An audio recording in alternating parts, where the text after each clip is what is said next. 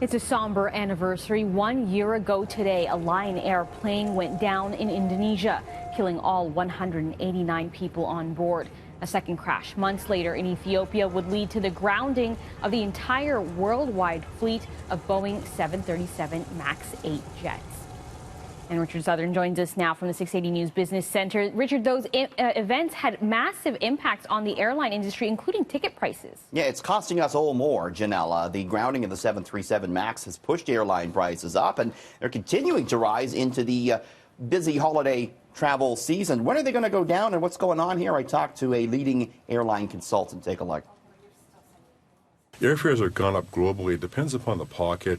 Here in Canada, we've seen average airfares go up somewhere in the range of 4 to 7%. It depends upon the route. When would that price relief come? It would really depend as to when those airplanes from Boeing were to come back online. Of course, here in Canada, we have Air Canada, WestJet, and Sunwing that were operators of the MAX aircraft. It depends how much capacity comes back online. So, possibly by January timeframe, as those aircraft come back in, we might see the airlines trying to decide they might need to fill a few more seats given that extra capacity that's flowing back into the system. So, Janella, if all goes to plan, prices may start to go down in time for March break. We actually had the Boeing CEO testifying before U.S. politicians today, admitting to making mistakes, actually admitting to knowing about perhaps some of the issues with the plane before the second deadly crash. All right, a really sad story there. Yeah. We had lots of impact here in Canada as well. Okay, moving on. We often talk about food shortages in this segment, but this is the exact opposite. America is sitting on an excess supply of one type of meat. Let's talk about bringing home the bacon. The United States has 40 million pounds of unused bacon in reserve. That's the longest surplus in 48 years. Now, the reason for this is the fact that pork production went through the roof over the summer. Farmers anticipated more demand from China, where African swine flu fever has really decimated the pig population there.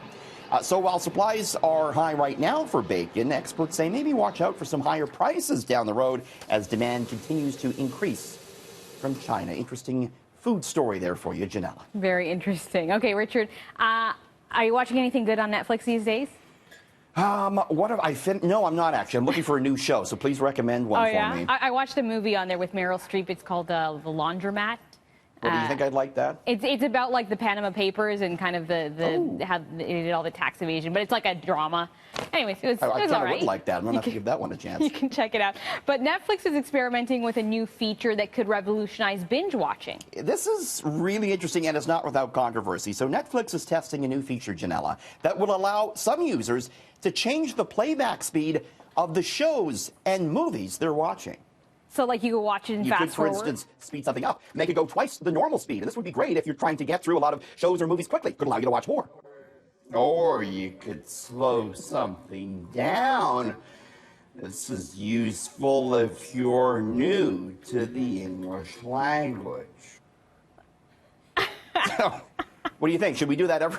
People might want the quicker one. I want to watch it in slow motion. But you know what? Podcasts have this feature. If you want to listen to a long podcast, you can listen to it like at 1.5 speed. It's not so jarring as two times. But you could really fast forward through. And you could. Here's the problem, though. A lot of directors and actors, they're angry because they feel their work won't be viewed as intended. But a lot of Netflix users are kind of saying what you're saying, in that if I've watched a show before and I want to rewatch it, maybe I want to watch it at a slightly higher speed. Or if I'm watching a foreign language film that's a little bit harder to consume, I might want to slow it down. So there's two minds on this one, Janella. Interesting. We'll see if that goes ahead. Okay, and before you go, we've got a quick look at gas prices and some of the other stories you'll be bringing us later in the show. No change for the price of gas. It's holding steady tonight, and I want you to hold tight because just after 6:30, Janella, we're going to be looking at a very controversial story. The most controversial of the day, I think. The alphabet song that all kids learn, it has changed, and maybe not for the better. Stay tuned for that. Yes, I've heard some people are very upset about this. Thanks, Richard. We'll talk to you again in the next hour. Cheers.